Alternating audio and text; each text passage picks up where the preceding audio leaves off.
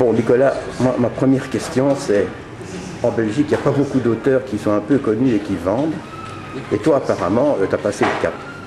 Alors dis-nous très vite comment tu as fait qu'on puisse t'imiter. Alors c'est un travail de longue haleine. La première chose, c'est que je pense que j'ai énormément de plaisir à écrire. Quand j'écris, je ne me pose pas directement la question de savoir si ça va être vendeur, vendable, etc.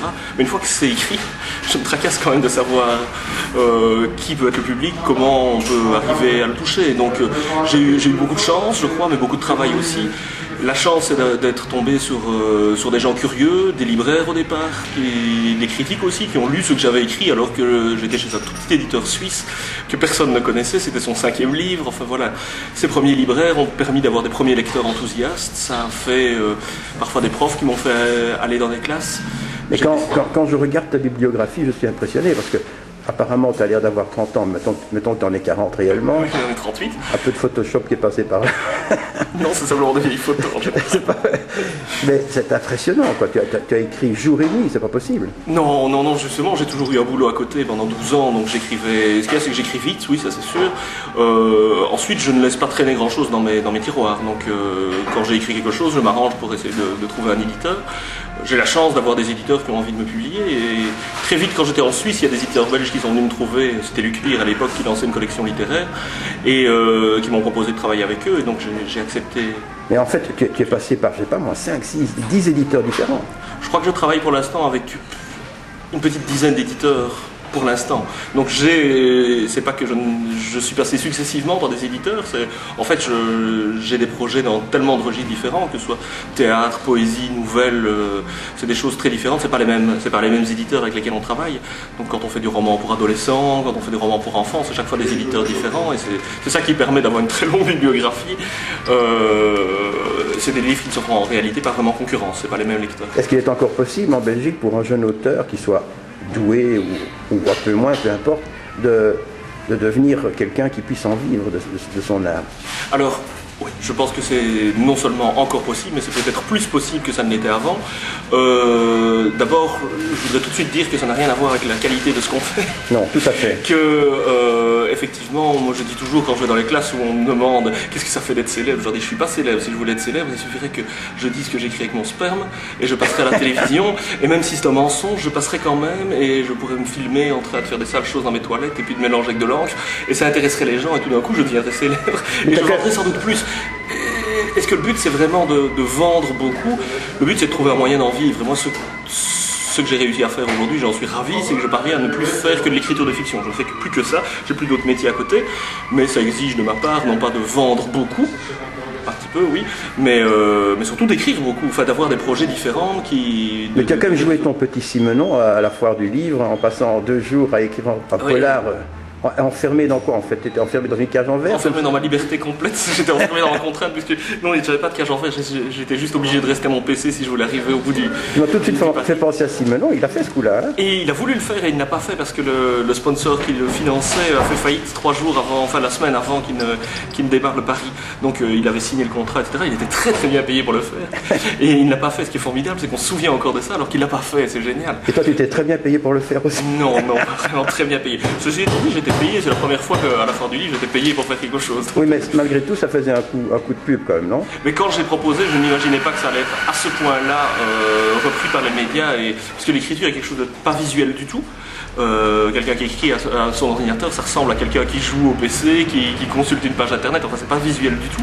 Et ici, comme il y avait un côté sportif, tout d'un coup, ça a intéressé les télévisions, les radios. Et tu as pu le faire, ce polar, il est terminé. Il est terminé, oui. Est-ce qu'il est bon, ça c'est une autre question. Mais à ton avis? Par rapport, je pense qu'il y a matière maintenant pour que j'en fasse un bon texte en retravaillant au calme, à tête reposée. J'ai terminé le manuscrit dans les temps, mais c'est un premier jet, donc maintenant... Tu as aussi eu un prix Rossel, ça t'a aidé, ça, non? Ça, les prix littéraires, c'est les prix littéraires populaires, c'est-à-dire ceux où ce sont les lecteurs qui jugent, comme le prix Rossel et le prix des lycéens que j'ai eu il y a quelques années.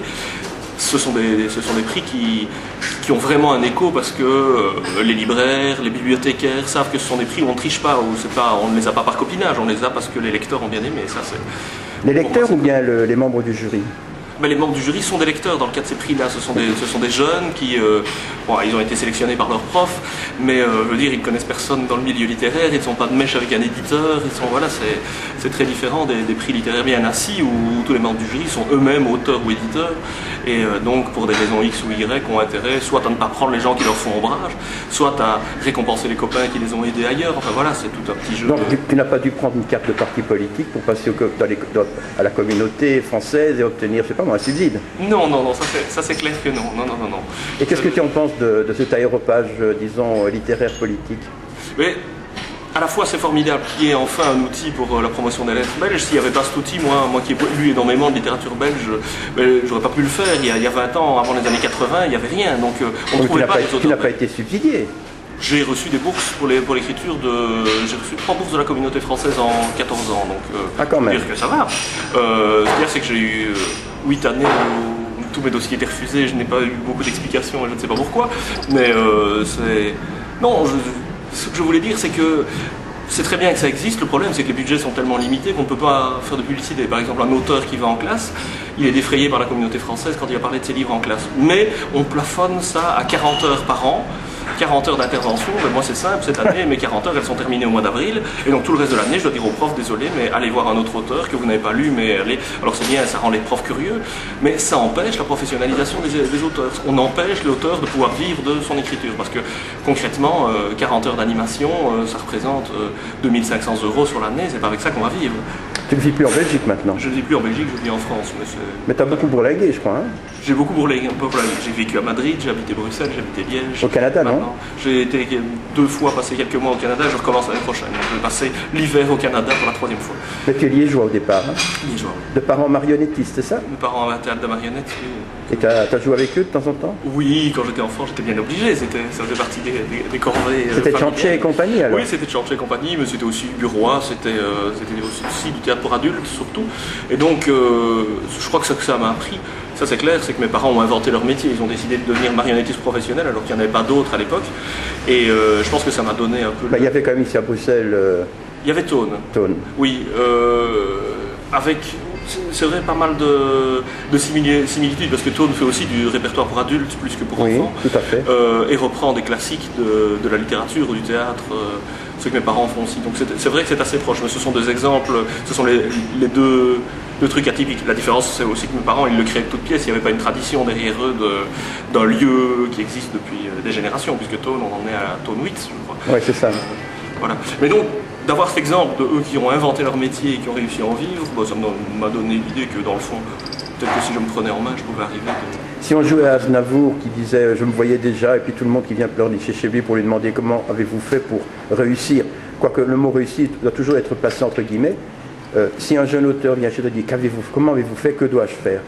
Moi, je dirais qu'un truc qui a vraiment été marquant pour moi, au-delà du plaisir d'écrire, qui est venu voilà, quand j'étais adolescent, mais c'est quand j'ai lu la biographie de Jean Van Damme. Alors Jean Van Damme, c'est vraiment l'exemple même de la réussite en scénario de BD. Eh bien, quand j'ai lu son histoire, Jean Van Damme, il avait un boulot, il était bien installé, et puis il avait déjà écrit, ça ne marchait pas l'écriture pour lui. Puis un jour, il s'est dit, mais ça ne marchera pas tant que je ferai autre chose. Il faut que je m'arrête, que je fasse ça. Et je me suis toujours dit, si Jean Van Damme n'avait pas arrêté d'être ingénieur commercial, qu'il avait voulu continuer à côté, on n'aurait pas Torgal, on n'aurait pas 13, on n'aurait pas l'Argo. Les gens diront, on s'en passerait bien. Moi, personnellement... Moi non plus, moi je serais plutôt d'accord. En tout cas, 13, ça m'a passionné quand j'étais adolescent, et je me dis, voilà, s'il n'avait pas fait le pas avant que ça marche. Et c'est comme ça que je me suis dit, voilà, si je veux écrire professionnellement, il faut que j'arrête de faire le reste et voir si ça marche. Et ça fait 2 ans et demi, 3 ans maintenant que j'ai fait ce pari, et ça fait 3 ans que ça tient. Et que penses-tu, grosso modo, sans, disons, personnaliser, des éditeurs belges, des éditeurs qui travaillent à compte d'auteur, à compte d'éditeur, et ainsi de suite? Alors, pour moi, un éditeur ne peut pas travailler à compte d'auteur, ce n'est pas la même chose, donc ce sont des imprimeurs qui travaillent à compte d'auteur, ce n'est pas des éditeurs. Pour moi, je ne vois pas de différence entre un éditeur français et un éditeur belge, si ce n'est dans l'accès qu'il peut avoir à un grand groupe de diffusion commerciale. Donc certains éditeurs parisiens offrent cet accès, des petits éditeurs français ne l'offrent pas plus qu'un éditeur belge. Certains éditeurs belges, comme Luc Pire, ont accès à une bonne diffusion en France et à un bon réseau derrière. Donc pour moi, la nationalité n'a plus d'importance. Maintenant, il reste encore des clichés qui ont la dent dure. Il y a 10 ans, édité en Belgique, ça voulait dire qu'on n'avait pas accès au réseau français. Aujourd'hui, on peut y avoir accès. Donc, par exemple, à la communauté française, on considérera toujours que c'est mieux d'éditer à Paris. C'est quand même incroyable, puisque leur métier, c'est quand même de soutenir l'édition belge, notamment les auteurs et les éditeurs belges. Et pourtant, il y a des gens là-bas. Oui, mais nous en parlerons dans notre débat. Malheureusement, tu ne pourras pas y assister. C'est pour ça qu'on t'a rencontré ici. Mais là, vraiment, il y a un problème, je crois. Il y a vraiment un problème déontologique grave, qui est qu'on ne peut pas avoir en charge la défense des éditeurs et ne pas croire en leur métier et subsidier des éditeurs français qui font mal leur travail, sous prétexte que simplement ils sont installés à Paris. Voilà. Et tu me parlais, disons, d'éditeurs à compte d'auteur qui sont des imprimeurs, mais il y a beaucoup, maintenant et de plus en plus, d'éditeurs à compte d'éditeurs qui en fait font du 50-50, qui font du compte d'auteur mi-caché ou du... Moi je dirais que dans tous les cas il faut se méfier de ces gens-là. Dans ce cas-là, il vaut mieux faire une coopérative d'auteurs, se mettre avec 3 copains et trouver les fonds au départ et l'imprimer soi-même et se dire qu'au moins, sans diffusion en librairie, en vente directe aujourd'hui, je pense que c'est plus malin que d'aller vers un arnaqueur qui prend 50% au passage pour ne rien faire. Ouais. Il vaut bien mieux aller soi-même chez un éditeur. Encore mieux, évidemment, c'est, à mon avis, c'est de passer par la diffusion gratuite via Internet jusqu'à ce qu'on finisse par avoir assez d'aura pour convaincre un éditeur. À ton sens, quel est le tirage minimum en Belgique pour être ce qu'on appelle distribué, diffusé correctement? Le tirage n'a plus d'importance. Avant, ça en avait. Aujourd'hui, des éditeurs qui ont pignon sur rue font du numérique. Donc, moi, j'ai certains de mes bouquins en poésie, ils sont tirés par tranche de 50. Oui, donc, on en photocopie, parce qu'en fait, c'est ça, même si on ne le dit pas de cette manière-là. On imprime une cinquantaine d'exemplaires. Quand ces exemplaires-là sont vendus, on réimprime et ainsi de suite. Donc le tirage n'a plus l'importance qu'il avait avant. Parce qu'avant, on travaillait en offset et donc on en faisait 600, 1000. Bon, là, la rentabilité, elle était au minimum. Si on ne vendait pas 600 exemplaires, on perdait sa culotte. Donc, quelle est la question que j'ai oublié de te poser? La question qui... je pense que l'avantage, il y en a un publié en Belgique, c'est qu'on ne peut pas avoir l'illusion que ça va marcher tout seul. Il y a énormément de gens qui se cassent les dents en France parce qu'ils pensent que comme ils ont décroché un contrat chez Gallimard, ça va aller tout seul. Et ils oublient que Gallimard publie 60 romans et en travaille 5. Et que si on est dans les 5 qu'on travaille, c'est formidable, c'est une plateforme géniale, on est sélectionné dans les prix, etc. Mais il y en a 55 qui sont publiés là-bas et sur lesquels il n'y a aucun boulot qui est fait. Donc si les bouquins par hasard fonctionnent en librairie, parce que des libraires vont les repérer, peut-être qu'il y aura un bon article accidentel, ça peut marcher, comme l'élégance du hérisson de Muriel Barbery, par exemple, pour lequel Gallimard n'avait rien fait et puis qui fonctionne. Mais ça fait quand même 55 malheureux pour 5 €.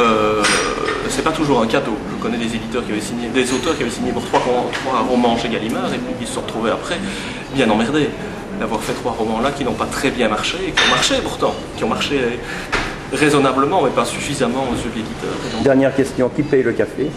C'est moi. Ça, il n'y a pas de doute.